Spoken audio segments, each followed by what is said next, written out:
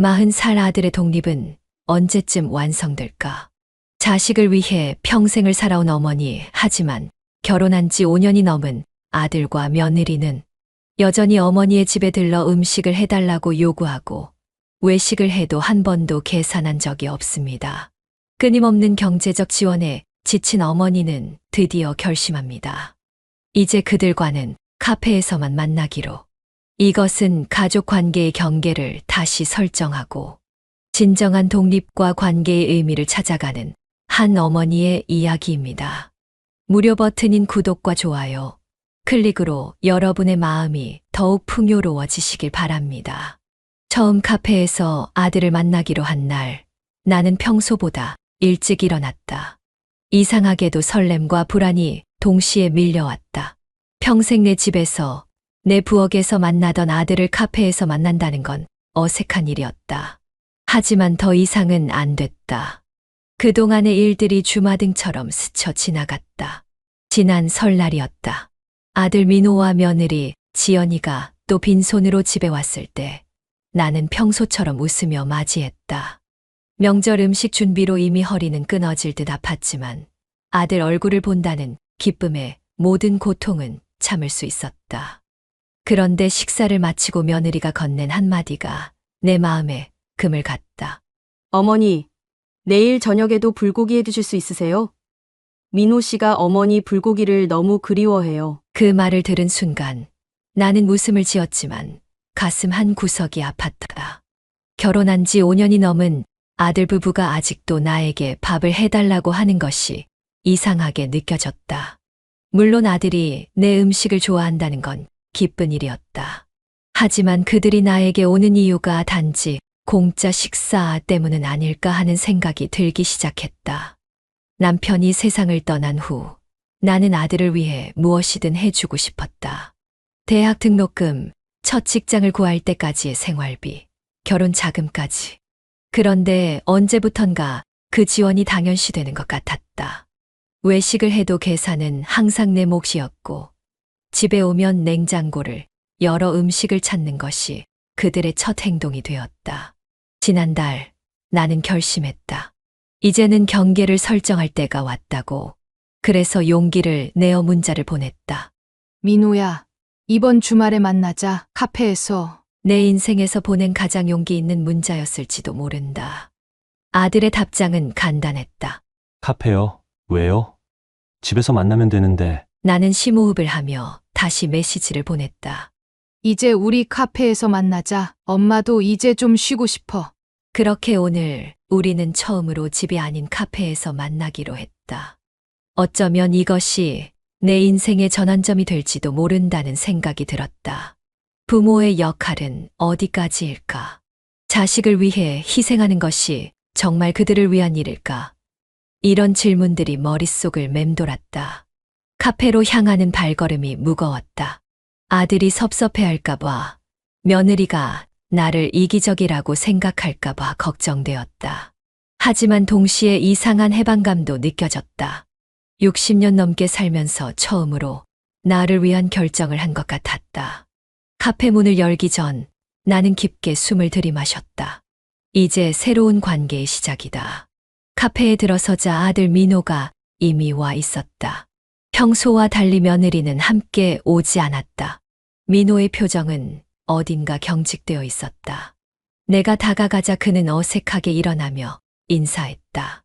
엄마, 왜 갑자기 카페에서 만나자고 한 거예요? 나는 조심스럽게 자리에 앉으며 말했다. 그냥 분위기 전환도 할 겸. 사실은 말하고 싶었다.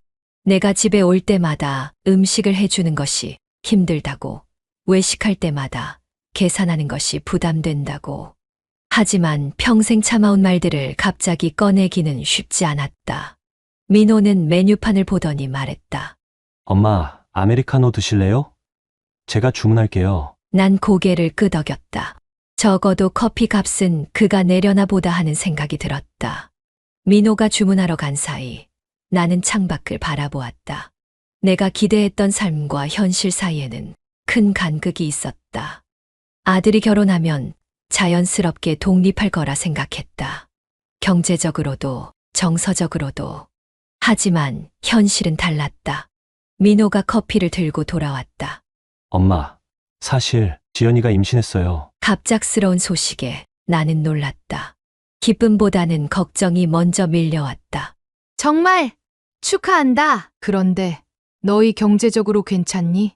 민호는 잠시 침묵했다가 말했다. 사실 좀 어려워요. 회사에서 또 구조조정 얘기가 나오고 있어서. 내가 우려하던 상황이었다. 민호는 대학을 졸업한 후 벌써 세 번째 직장을 다니고 있었다. 안정적인 직장을 찾지 못한 채 결혼했고, 그 후로도 경제적으로 자리를 잡지 못했다. 나는 은퇴 후 모아둔 적금으로 그들의 결혼 자금을 대부분 마련해 주었다.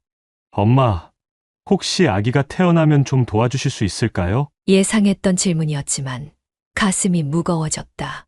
내가 기대했던 것과 현실의 괴리가 더 커지는 순간이었다. 어떻게 도와주면 좋을까? 일단 지연이가 출산하고 회복할 때까지 같이 살면 어떨까 해서요. 엄마 집이 넓으니까. 순간 머릿속이 복잡해졌다. 손주를 본다는 기쁨과 함께 다시 시작될 끝없는 희생에 대한 두려움이 밀려왔다. 이미 60대 중반인 내가 신생아를 돌보고 또 그들의 생활비까지 부담해야 한다는 생각에 숨이 막혔다. 민호야, 나도 이제 말을 끝맺지 못하고 망설였다. 평생 거절을 모르고 살아온 나로서는 안 된다고 말하는 것이 쉽지 않았다. 엄마, 제발요. 지연이 부모님은 지방에 계시고 우리 정말 어려워요. 민호의 간절한 눈빛 앞에서 나는 또다시 무너지고 있었다. 기대했던 삶과 현실의 충돌 속에서 나는 다시 한번 선택의 기로에 서 있었다. 민호의 요청을 들으며 나는 지난 몇 년간의 일들을 떠올렸다. 그의 직장 생활은 언제나 불안정했다. 대학을 졸업하고 첫 취업했을 때 그 기쁨을 잊을 수 없다. 하지만 1년 만에 회사가 어려워져 그는 퇴사했고, 두 번째 직장은 인간관계 문제로 6개월 만에 그만두었다. 지금의 회사는 3년째 다니고 있지만 월급은 그리 넉넉하지 않았다. 민호야, 회사는 어떻게 될 것 같니? 그는 한숨을 쉬었다. 글쎄요. 최악의 경우 또 이직해야 할 수도 있어요. 요즘 IT 업계가 다 그래요. 엄마, 나는 속으로 깊은 한숨을 내쉬었다. 매번 이직할 때마다 나는 그에게 생활비를 보태주었다. 처음에는 일시적인 도움이라고 생각했다. 하지만 그 일시적이란 단어가 3년, 5년으로 늘어났다. 지연이는 어떻게 생각하니? 출산 후의 일은 계속할 거니? 아마 육아휴직 쓰고 그 후에는 글쎄요. 아기 맡길 데가 없으면 그만둘 수도 있을 것 같아요. 그 말을 들으니 더욱 막막해졌다. 한 사람의 수입으로는 서울에서 아이를 키우기 쉽지 않을 텐데. 엄마, 솔직히 말할게요. 우리 진짜 힘들어요. 집값 대출이자도 오르고 물가도 오르고 엄마가 안 도와주시면 정말 막막해요. 그 순간 내 마음 한구석에서 반란이 일어났다. 왜 그들의 삶이 내 책임이 되어야 하는가? 나는 이미 부모로서 할 일을 다 했다. 대학 보내고 취업할 때까지 뒷바라지하고 결혼 자금까지 마련해 주었다. 그런데 왜 아직도 내가 그들의 경제적 버팀목이 되어야 하는가? 민호야, 사실 나 요즘 경제적으로 좀 빠듯해. 처음으로 내 상황을 솔직하게 말했다.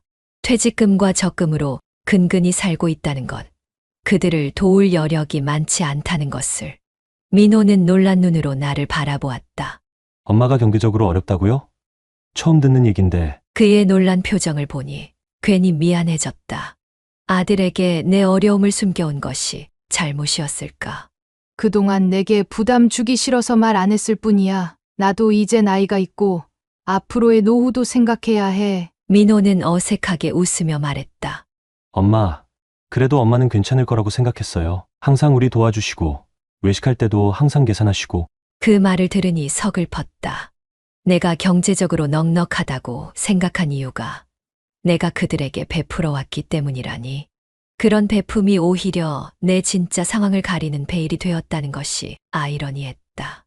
민호야, 나도 이제 한계가 있어. 너희를 돕고 싶지만 내 노후도 걱정돼. 그 말을 하는 순간 눈물이 차올랐다. 자식을 위해 평생을 살아온 나로서는 이런 말을 하는 것이 얼마나 어려운지 모른다. 하지만 더 이상은 현실을 외면할 수 없었다. 우리의 첫 카페 만남은 쉽지 않았다. 민호의 표정은 점점 어두워졌고 나는 말을 꺼내기가 더 어려워졌다. 커피는 식어가고 있었다. 엄마, 그럼 우리 어떻게 해요? 지연이는 이미 3개월 차인데. 그의 목소리에는 절박함이 묻어났다. 나는 깊은 숨을 들이마셨다. 민호야, 내가 너희를 안 돕겠다는 게 아니라 방식을 좀 바꾸자는 거야. 방식이요? 응. 일단 같이 살자는 제안은 솔직히 나한테는 너무 부담돼. 대신 주말에 내가 가끔 가서 아기 봐줄 수는 있고, 정말 급할 때 경제적으로 조금 도울 수는 있어. 하지만 완전히 의존하는 건 이제 어려워. 민호는 잠시 생각하더니 물었다. 그럼 앞으로도 우리 집에 오셔서 음식해 주실 수 있으세요? 나는 고개를 저었다. 그것도 솔직히 힘들어. 내가 너희 집에 가서 요리하고 설거지하고, 이제 나도 체력이 예전 같지 않아. 대신 한 달에 한두 번 정도는 내가 음식 해놓은 걸 너희가 가져갈 수 있게 준비할게. 민호의 표정이 더 어두워졌다. 분명 그가 기대했던 답변이 아니었다. 엄마, 솔직히 조금 서운해요. 저희가 뭐 그렇게 많이 요구했나요? 그 말에 갑자기 가슴 속에서 뜨거운 감정이 올라왔다. 5년 동안 쌓인 서운함이 한꺼번에 폭발하는 것 같았다. 많이 요구한 게 아니라고? 너희는 결혼하고 나서 단 한 번도 외식비를 계산한 적 없어. 명절에 와도 빈손으로 오고, 주말마다 와서 냉장고 털고 가고, 내 집에 와서는 손님처럼 편하게 있다가 가기만 하지. 지연이는 한 번도 설거지를 도와준 적이 없어. 그것도 요구가 많은 게 아니라고? 말을 마치고 나니 갑자기 부끄러워졌다. 이런 감정을 드러내는 것이 어색했다. 하지만 속에 담아두기엔 너무 오랜 시간이 지났다. 민호는 충격받은 표정으로 나를 바라보았다. 엄마, 저는 몰랐어요. 엄마가 그렇게 느끼시는지 왜 진작 말씀 안 하셨어요? 말하기 어려웠어. 너희가 서운해할까봐. 내가 인색한 엄마로 보일까봐. 침묵이 흘렀다.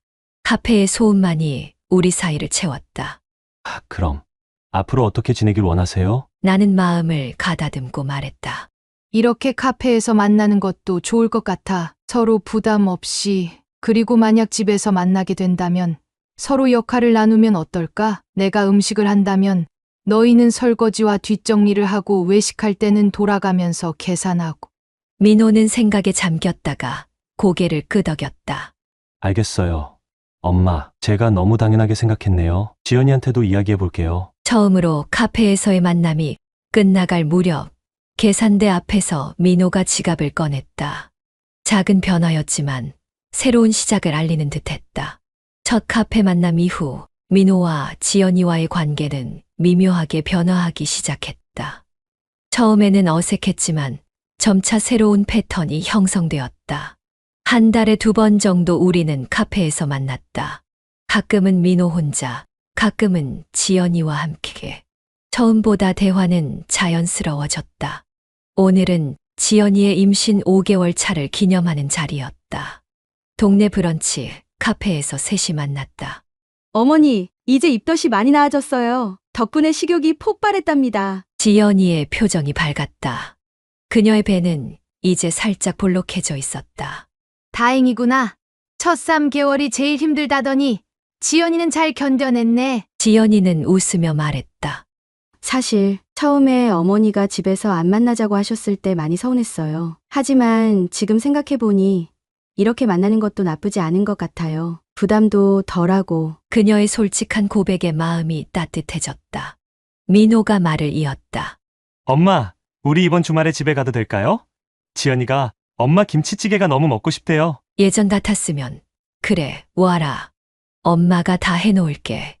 라고 대답했을 텐데 이제는 달랐다. 그래, 오려. 대신 민호는 장 봐오고 지연이는 밥 짓는 거 도와주면 좋겠다. 민호와 지연이는 서로 눈을 마주치더니 고개를 끄덕였다. 당연하죠, 어머니. 저희가 다 할게요. 어머니는 김치찌개만 끓여주세요. 지연이의 말에 웃음이 나왔다. 작은 변화였지만 큰 의미가 있었다. 브런치를 마치고 계산할 때 민호가 먼저 카드를 꺼냈다. 이제는 그것이 어색하지 않았다. 오히려 자연스러운 일상이 되어가고 있었다. 카페를 나와 집으로 돌아가는 길, 나는 문득 적절한 거리의 중요성을 깨달았다. 너무 가까우면 서로 부담이 되고, 너무 멀면 소원해진다. 우리는 지금 적절한 거리를 찾아가는 중이었다. 집에 도착해 소파에 앉아 TV를 보며 오늘의 만남을 곱씹었다. 처음 카페에서 만나자고 제안했을 때는 큰 결심이 필요했다. 하지만 그 결정이 우리 관계를 오히려 건강하게 만들고 있다는 생각이 들었다. 휴대폰에서 알림음이 울렸다. 민호의 메시지였다.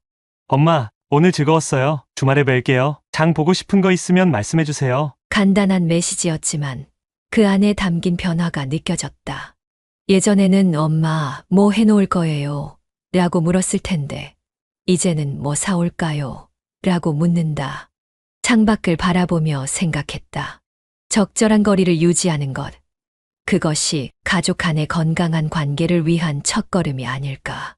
지금까지는 내가 일방적으로 주기만 했다면 이제는 서로 주고받는 관계로 변화하고 있었다.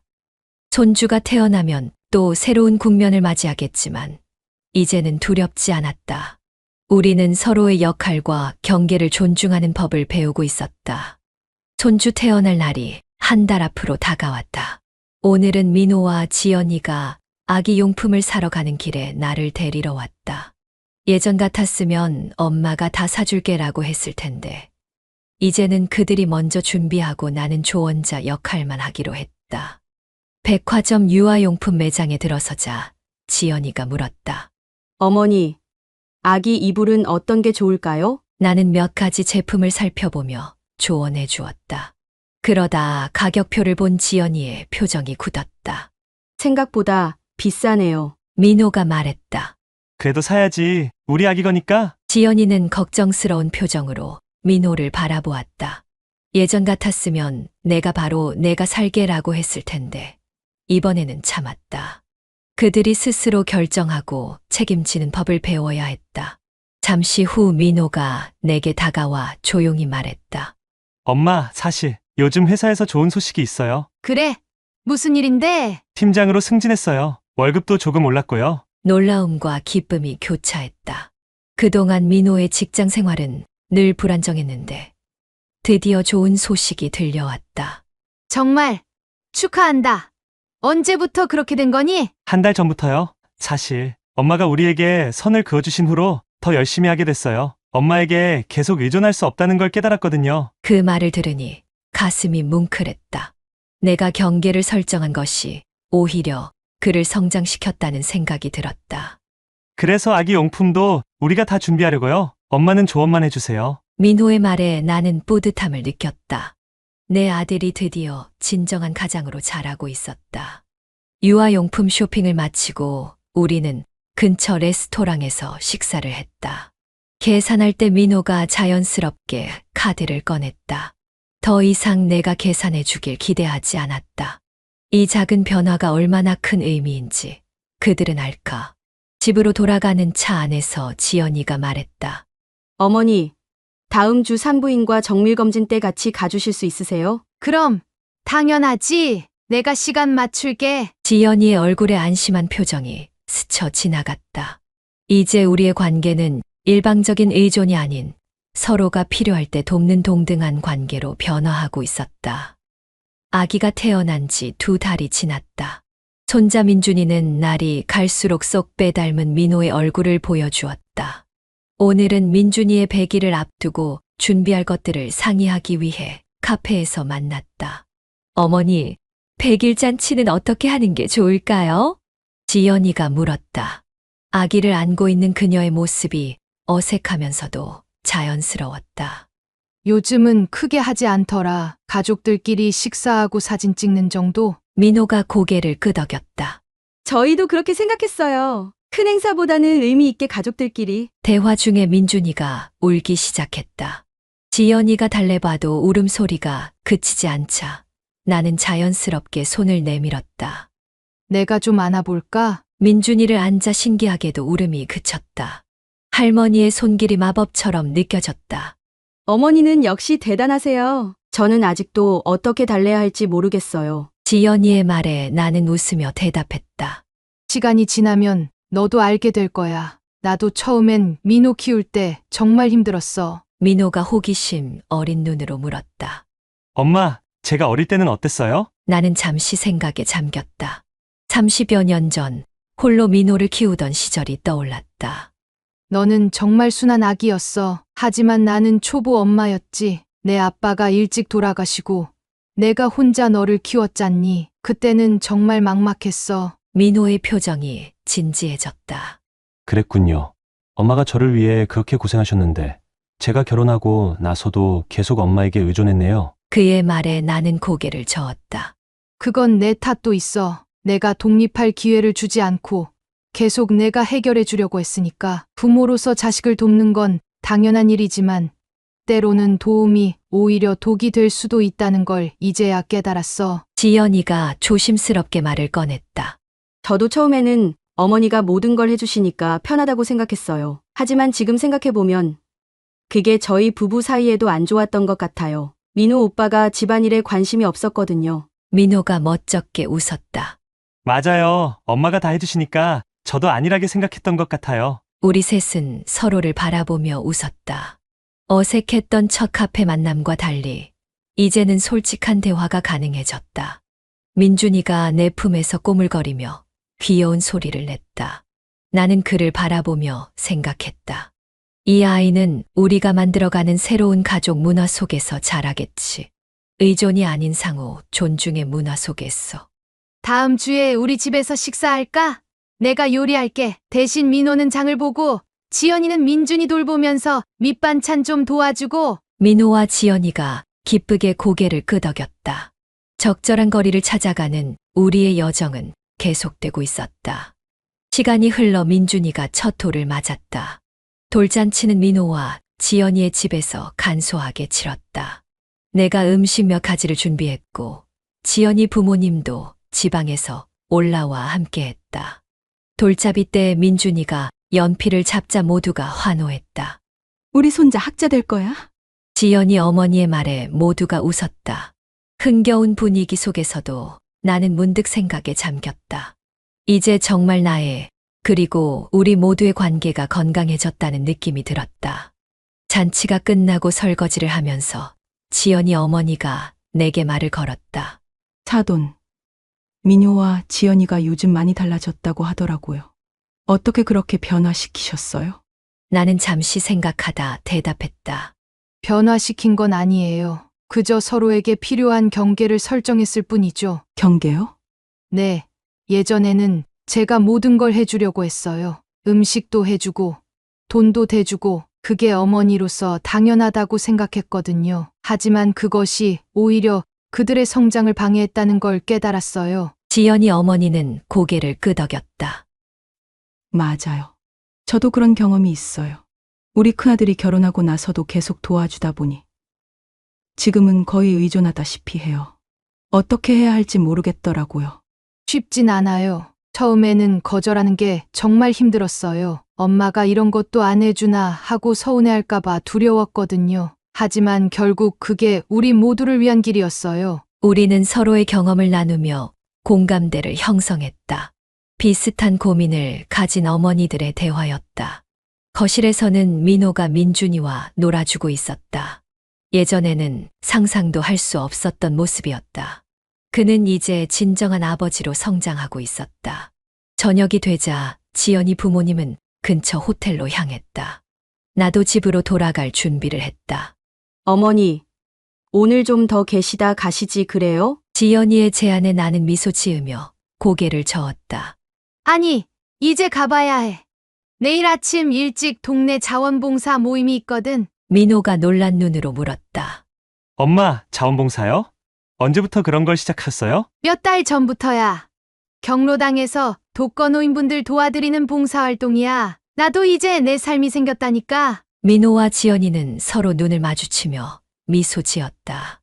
그들도 내 변화를 느끼고 있었다. 집으로 돌아가는 택시 안에서 나는 지난 1년을 되돌아보았다. 카페에서의 첫 만남부터 오늘에 이르기까지 우리 가족은 많은 변화를 겪었다. 그리고 그 변화는 모두에게 긍정적이었다. 나는 이제 엄마라는 역할에만 갇혀있지 않았다. 김영자라는 한 개인으로서의 삶도 찾아가고 있었다. 자원봉사, 동네 친구들과의 모임, 그동안 미뤄두었던 취미생활까지. 내 삶은 더 풍요로워졌다. 민준이가 3살이 되었다. 오늘은 민호네 가족과 함께 놀이공원에 가기로 한 날이다. 아침 일찍 그들이 차로 나를 데리러 왔다.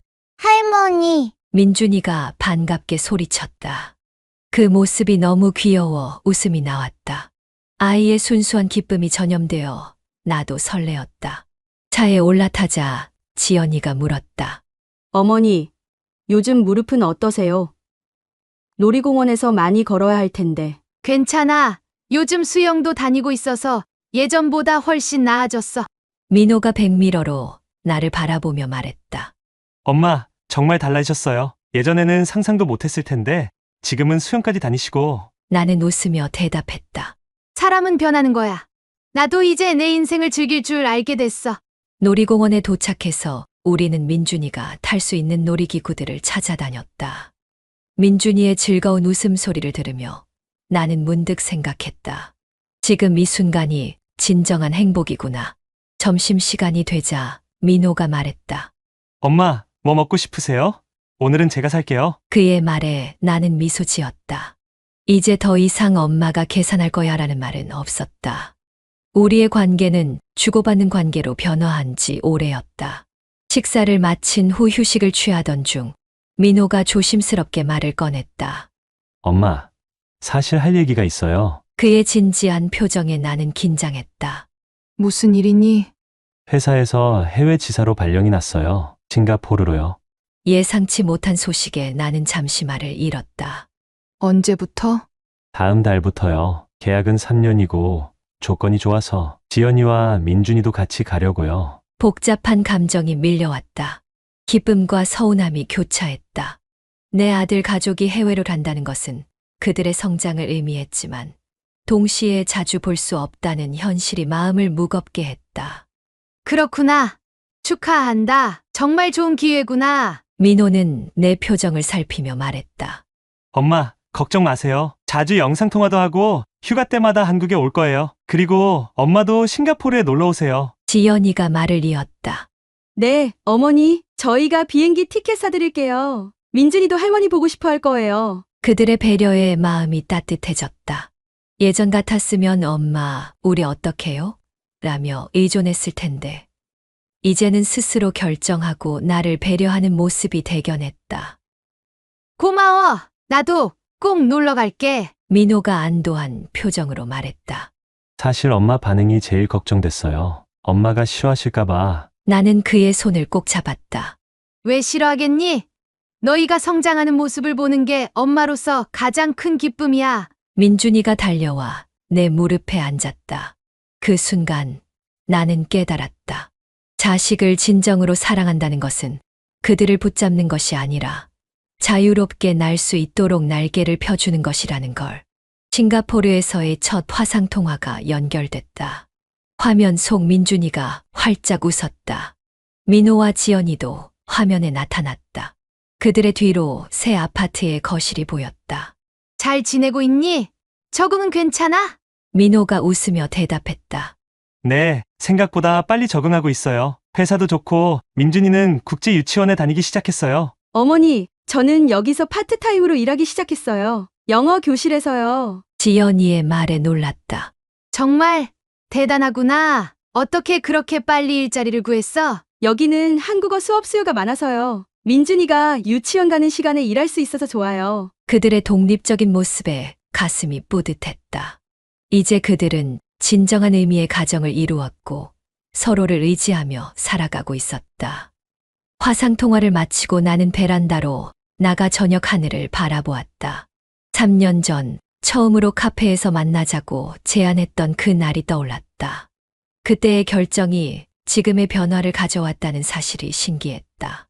다음 날 나는 동네 카페에서 자원봉사 모임 친구들과 만났다. 70대 초반의 김 여사가 물었다. 영자 씨, 아들 가족이 해외로 갔다면서 많이 서운하지? 나는 커피를 한 모금 마시고 대답했다. 처음엔 그랬어. 하지만 지금은 그들이 자기 삶을 살아가는 모습이 대견해. 박 여사가 고개를 끄덕이며 말했다. 나도 그래. 자식들 다 독립시키고 나니까 오히려 마음이 편해. 이제는 내 인생을 살 차례라고 생각하면서 우리는 서로의 경험을 나누며 공감했다. 각자의 방식으로 부모 역할의 변화를 겪고 있었다. 다음 달에 싱가포르에 놀러 갈 거야. 아들이 비행기 표를 보내준대. 친구들이 부러운 눈으로 바라보았다. 좋겠다. 해외여행이라니? 대화를 나누며 나는 깨달았다. 이제 내 삶은 아들 엄마라는 정체성을 넘어 김영자라는 개인으로서 더욱 풍요로워지고 있었다. 집으로 돌아오는 길, 나는 문득 길가의 카페들을 바라보았다. 처음 아들과 카페에서 만났던 그날, 내가 이렇게 변화할 줄은 몰랐다. 그때는 그저 더 이상 음식 해주기 힘들어서라는 단순한 이유였지만, 그것이 우리 가족 전체의 관계를 건강하게 변화시킨 시작점이 되었다. 저녁 혼자 식사를 준비하며 나는 미소 지었다. 내일은 수영 교실 가는 날이고, 모레는 오랫동안 읽고 싶었던 책을 읽기로 했다. 다음 주에는 친구들과 제주도 여행을 떠난다. 내 삶은 이제 나만의 색깔로 채워져 가고 있었다. 침대에 누워 잠들기 전 나는 생각했다. 부모와 자식, 그리고 독립적인 살. 이 세 가지는 결코 분리된 개념이 아니라는 것을. 진정한 사랑은 서로의 독립을 존중하는 것에서 시작된다는 것을. 그리고 명절부터 카페에서 만나기 시작한 그 작은 변화가 우리 모두의 삶을 얼마나 풍요롭게 바꾸어 놓았는지를. 내일도 나는 카페에 갈 것이다. 이제는 혼자서 커피 한 잔의 여유를 즐기러. 여러분의 가정에도 행복이 가득하시길 바라며 무료 버튼인 구독과 좋아요, 알림 설정 해주시면 더 좋은 사연으로 찾아뵙겠습니다.